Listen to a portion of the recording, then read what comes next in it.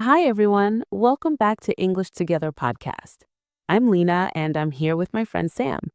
It feels nice to sit and talk today, like a normal conversation, not rushed at all. Hey Lena, hey everyone. Yes, it feels calm today. I was actually thinking that my day started very slowly and I needed a little time to wake up properly. Same here. I think many people feel like that in the morning. I had to take my phone, check the time, and tell myself it was really time to get up. I know that feeling. I usually take my phone too, but then I start reading messages and suddenly 10 minutes are gone without me noticing. That happens to me as well. And look, Sam, you already used an important word without thinking about it. Which word are you talking about? You said you take your phone. That word take is everywhere in daily life, and we use it in many situations without stopping to think. You're right. I didn't even notice it. I just said it naturally like I always do when I talk about my phone or my keys. Exactly. And that's why today's topic feels very useful. The word take is simple, but it has many meanings, and people hear it all the time in real conversations. I agree. When I was learning English, I remember feeling confused because take seemed to mean different things in different situations. That confusion is very normal. Even now, sometimes learners ask, why do we say take here but not there? And the answer usually comes from daily habits. So maybe we can start from the most basic meaning, the one people use every single day without thinking. Yes, let's do that.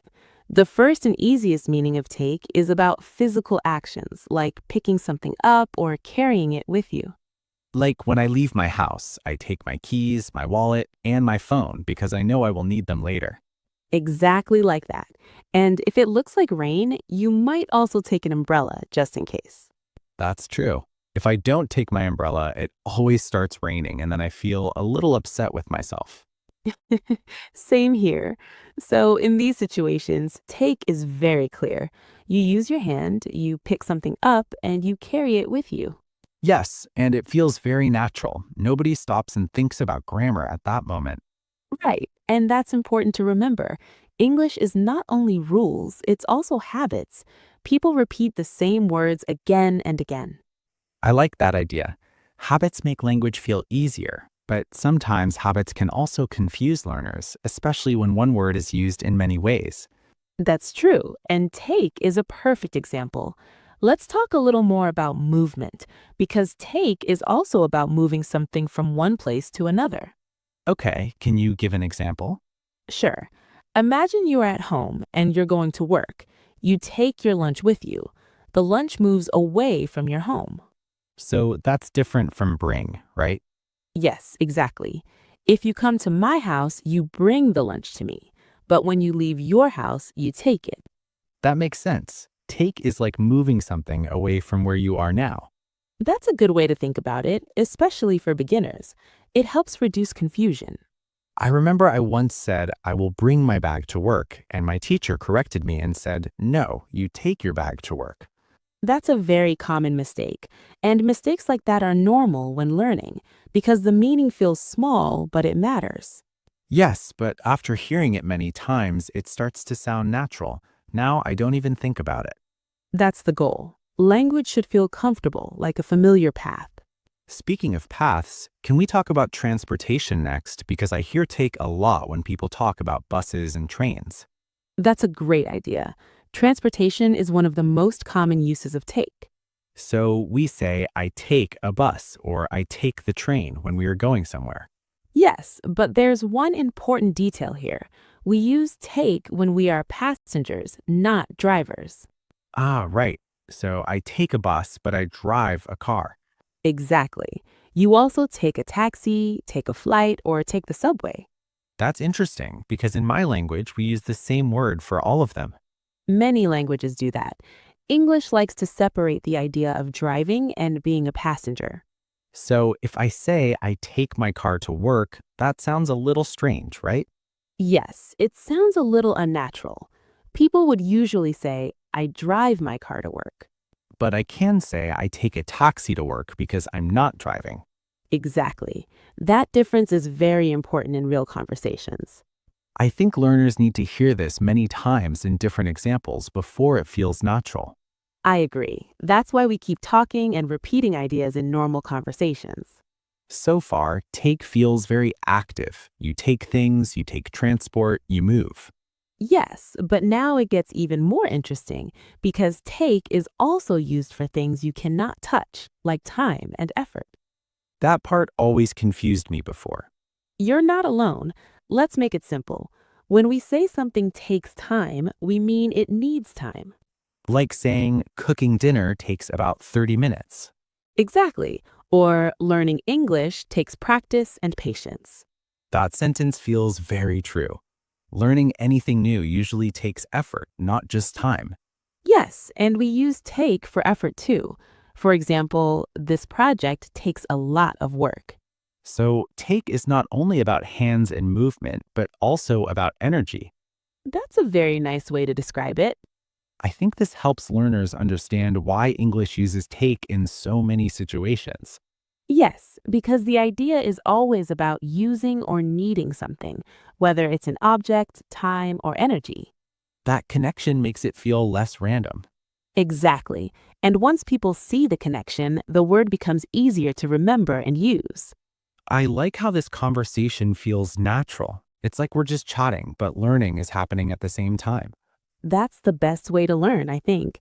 Just like meeting a friend for coffee and talking about life. Speaking of daily life, maybe next we can talk about daily routines because take appears there a lot too. Yes, daily routines are full of take, and people often learn them as full phrases, not word by word. That's true. I remember being confused when I first heard someone say, I need to take a shower instead of do a shower. You're not alone. Many learners say do or make a shower because it feels logical in their language. But in English, we always say take a shower, right? Yes, always. We also say take a bath, take a nap, and take a break. I use take a break a lot, especially when I feel tired or my head feels too full. Same here. If I work for a long time, I tell myself to stop for a few minutes and take a short break. And we never say make a break in this situation. Exactly. That would sound very strange to a native speaker. So these are like fixed expressions. We don't really change them. Yes, it's better to remember them as full phrases, like small blocks of language. That makes learning easier because you don't need to think too much about grammar every time. Right, and English has many of these fixed phrases with take. Another one I hear a lot is take a nap. Yes, for example, after lunch, someone might say, I'm going to take a short nap. I like naps, but if I sleep too long, I feel tired again later. That happens to me too. A short nap is nice, but a long one can be risky. Yes, especially if you still need to work after that. So now we talked about routines at home, but take is also very common in health situations. You mean like medicine? Exactly. When you're sick, the doctor might tell you to take medicine. Or take a pill after eating? Yes, we say take a pill, take vitamins, or take this medicine twice a day. That's interesting because we don't say eat medicine. Right. Even though you put it in your mouth, English uses take for medicine. So if someone says, did you take your medicine today? That sounds very natural.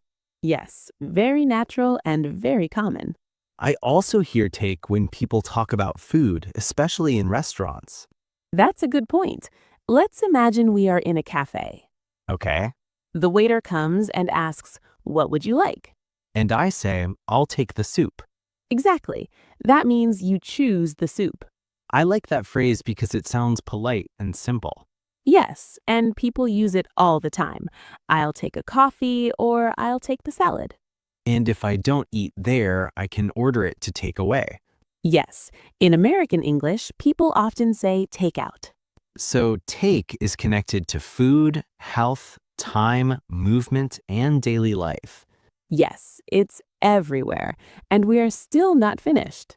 I was just thinking about emotions in social situations because I hear take there too. That's a very important area. Let's talk about that slowly. Okay, In social situations, take is often about accepting something. like advice? Yes, you can take someone's advice or you can choose not to take it. And when someone says something nice, you can take a compliment. Exactly. For example, if someone says, "Your English sounds good," you can say, "Thank you," and take the compliment. That feels polite and friendly. Yes, but sometimes take is used when emotions are involved in a difficult way. You mean like don't take it personally. Yes, that phrase is very common. So if someone is angry or says something rude, you can say, please don't take it personally. Right. It means the words are not about you as a person. That phrase can really help in stressful situations. I agree. Another similar phrase is "don't take it the wrong way." That one is used when you're worried the other person may feel hurt. Yes, for example, "Don't take this the wrong way, but I think we should talk about this." Sounds careful and respectful. Exactly. These phrases help people communicate gently. So take is not just an action word, it's also emotional. That's a very good observation. I think this makes the word feel more human, not just grammatical. Yes, language is always connected to feelings and situations.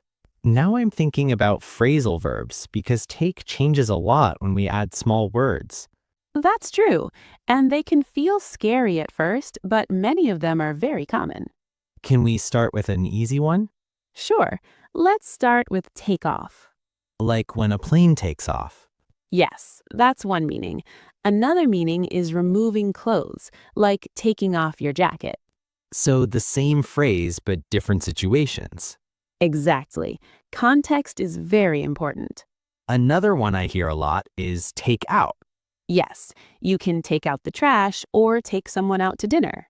Those meanings are very different, but both are very common. That's why hearing them in conversations is helpful. I agree. When I hear them naturally, they feel easier to remember. And we will keep talking about more of these in a natural way. Good, because I feel more comfortable with take now than before.